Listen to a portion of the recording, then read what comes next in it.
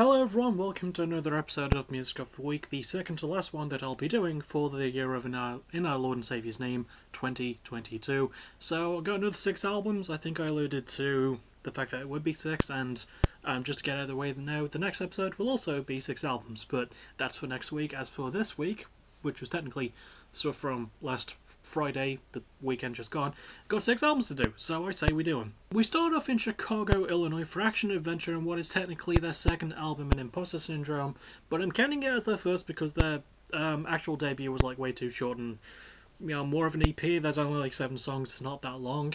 Having said that, I've heard about Action Adventure before and I liked their sort of mission. All the band members are people of colour, and they also pen some really amazing fucking pop punk. I'm giving this album an A, and it's only the second highest grade of this episode, if you can believe it. This is a really good start for the weekend for me. I really like how full the instrumental work feels, and how light it is on its feet as well, but it's also got some really good, like, heavy parts as well. It is Chicago punk, pop punk, so it's got some hardcore elements. They work in quite well. The lyricism, with themes of, like, obviously, some racial themes as well, because none of the band members are white, and some political stuff, but mostly themes of love and like positivity as well. I really like how they blend the themes together. There's some really amazing performances from the band members. I can't exactly remember who's who, and there isn't a Wikipedia page I can easily rely on for them, but all the band members are great. I like the lead singer, and I will put his name like in text form as we go along. But yeah, really great work from the band. They just had this amazing energy and chemistry to them. The production's great too. It's on Pure Noise, so again, I'm biased because Pure Noise is quite possibly my favourite record label of all time, and it's a fantastic label to be on. I don't know who produced the album though, but whoever did it did a great job. I love how they handled the mix. Structuring's quite nice too. It's not an overly long album, but what it gets, it does fill its time out quite nicely, and it's just a very fun listen. It changes up the pacing quite well, and it's just got a very fun sound to carry it through. So yeah, if you want to go Chicago pop punk, like with more of a hardcore lean, and something that's got something to say as well, because again, the band members have a really open and honest mission statement, which I love, give this one a shot. It's really good. Next we go to an actual debut, Oklahoma City, Oklahoma for Chat Pile with their first album, God's Country. These are more of a sludge metal, noise rocky sort of group, and this album has gotten a lot of acclaim. I did like it. I'm only giving it a B though. I thought it was really good for like a sludge metal sort of thing, but I don't know what it is. It's taken a while longer for me to acclimatise to sludge metal than it has a lot of other genres I never thought I'd be into, that I'm into now, like black metal and deathcore and like more pop and rap stuff these days. I just think sludge metal might not be a genre for me, although having said that, this album does have some really good promise. I like the heaviness of the riffs, the bass work especially, and the guitar work too. The lyrics cover some political stuff, themes of like homelessness and some suicidal themes as well. It's quite grim and gruesome and very realistic in storytelling.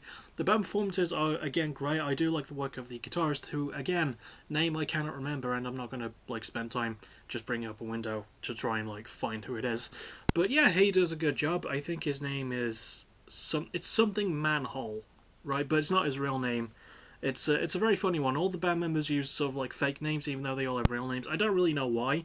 The performances are great though. The production's really good too. Like for sludge metal, it's got a very organic vibe to it, and I like how dense it feels. The structuring is a bit unusual. I like how they do sort of like try and pad things out to make some of the songs long, but it's not overly done as well.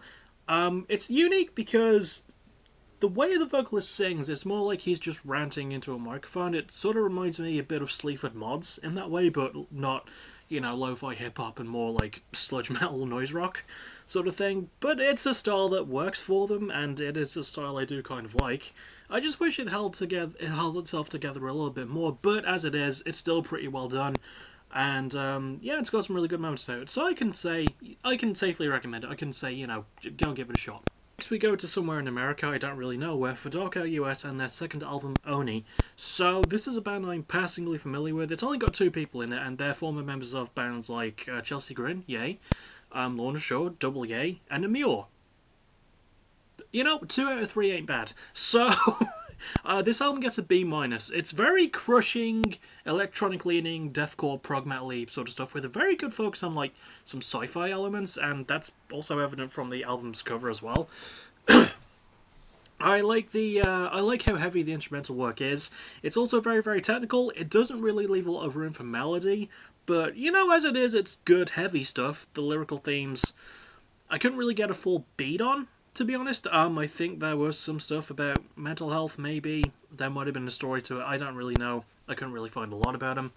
The performances are quite good. I don't really know exactly who does what. I think Tom Barber is the vocalist's name. He does a really good job. He mostly just screams, though. And one of my favourite songs is one of the later ones where it's a bit slowed down and we get to hear him actually sing, and he sounds a bit clearer. But, you know, still good work, still good chemistry from the two. I do like the production. I like how heavy it is on the more electronic elements, and it's something that adds a lot to the sound for me personally. I think other people might have been put off by it. I don't know, I didn't read reviews about it, but I liked them. You know, I didn't mind them. I thought it was a very welcome change of pace. And the structuring is also quite good too. It is a bit long and a little bit... It dips into its excesses on occasion, but it's still very well handled for what it is, and again, the electronic elements really help to make the sound a bit more interesting. So again, maybe worth giving a shot if you've heard the buzz about Dark AUS, because I think it is worth following up on. Next we go to Berkeley, California for Sarcasm, and their sixth and potentially final album, Conditional Love. So this is a band I'd heard nothing about before this, and I immediately fell in love with this album, and it might be a late runner for being a top 10 in my favourites of 2022. I'm giving this one an A+, all across the board, the only A+ grade in this entire episode. I really, really loved this one. The instrumental work is so technically done for a pop-punk sort of vibey sort of thing. I really like the guitar style work, the bass work is great too, the drumming is fantastic. I like the lyrics as well, with themes of obviously conditional love, but self-love as well. It's got a very Idols theme to it as a result with the lyrics, but like, you know, it feels very much Sarcasm's own sort of thing, which is a good thing, you know, because it's good to take inspiration, but I like that Sarcasm really make the themes feel like their own in that way. And there's also themes of I think there might be a theme of otherness, for lack of a better term, because of the lead singer being non-binary, but that's not really worked in all that much. And again, I like how it focuses on more sort of a political aspect in that way, and it's done really well too. And, you know, just like things about friendship and the falling apart of a relationship and things like that, just really well done. The performances are great too. The lead singer, their name is Steven, I believe. They do a fantastic job.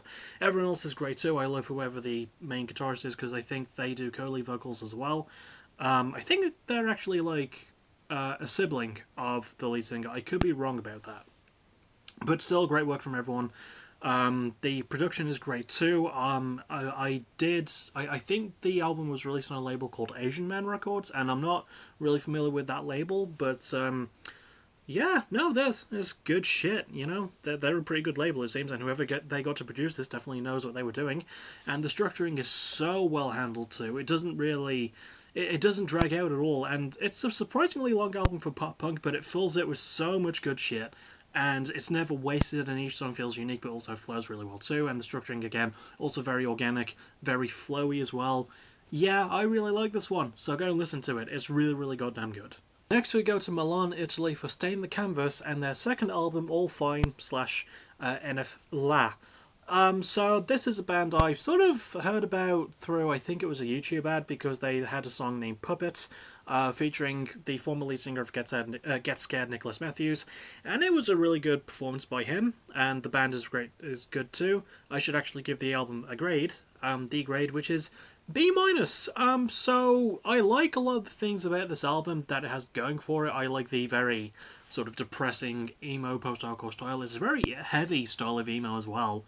I like the instrumental work, very crushing at times. Again, doesn't really leave a lot of room for melody when it could have used some, but it's still really heavy and very, very well done. I think lyrical themes might be those of depression and maybe breakups and stuff like that. The performances are really good as well. The lead singer's name is Brian Marte, or Marty, I don't know how to actually pronounce it. He does a really good job. There's some really good stuff going for the album.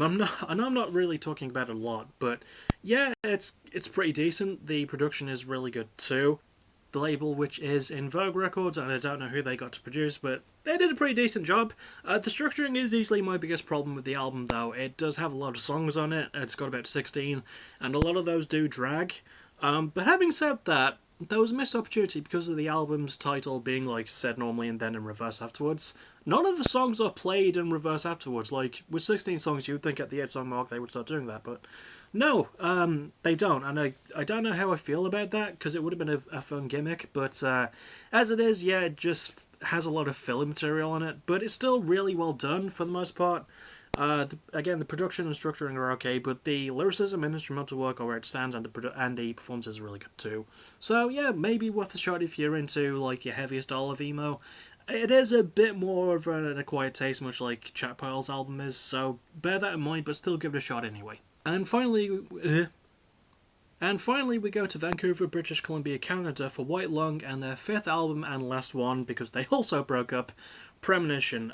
So I don't really like this one as much as I liked Sarcasm's album, but I'm still giving this album a B+, because it is feminist punk, sort of the Riot Girl style of punk rock, and it feels very familiar to a lot of other Riot Girl style punk rock. It's still really well handled, and I like a lot of the instruments work. The guitar work on this album is actually great. The drums and bass are really good too, but like the guitar work definitely has a clear focus. The lyrics with themes about like your typical feminist things like sexuality and abortion and stuff like that. It does work well, but it's stuff I've heard a lot before, so I am a bit more desensitized to it now, and it makes me sound a bit like a dick. I'm aware of that. The performance is still good, though, especially the guitarist, who is the only male member of the band, so that makes me sound even more sexist. His name is Kenneth William. He does a really good job. But the whole band is great, too. This is their first album in 6 years as well, and I'm bringing that up because I want to highlight the structuring briefly. The album is under half an hour, and it's their first album in 6 years, and you would have thought that they would have, made it feel a little bit longer, but it's still filled with some really good stuff. The production's alright too. It's got some really nice bits and bobs going for it. It makes things sound clean and a bit more polished than I'm used to hearing from my feminist punk, but still, it does a really good job. And, again, structuring, very short and, very quick, but still has some really good moments, and the guitar work definitely carries a lot of it. So, again, this is an album I'd recommend you go to, and it was definitely one of the better albums of last weekend, but it does have a couple of things holding it back, but still, give it a shot if you want to. And that is another one of these stumbled through. I will do the thing where I say my least favourite to most favourite albums, but as always, you should always listen to them at least once. But my least favourite to most favourite, I'd have to go with Stay in the Canvas with All Fine / NFLA, Darko US with Oni, Chat Pearl with God's Country, White Lung with Premonition, Action Adventure with Imposter Syndrome, and Sarcasm with Conditional Love. But yeah, again, listen to all of them, they're all pretty great.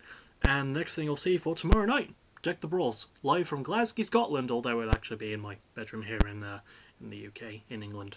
So, yeah, I will see you all for that, and as always, thank you for watching, you're awesome. Bye-bye.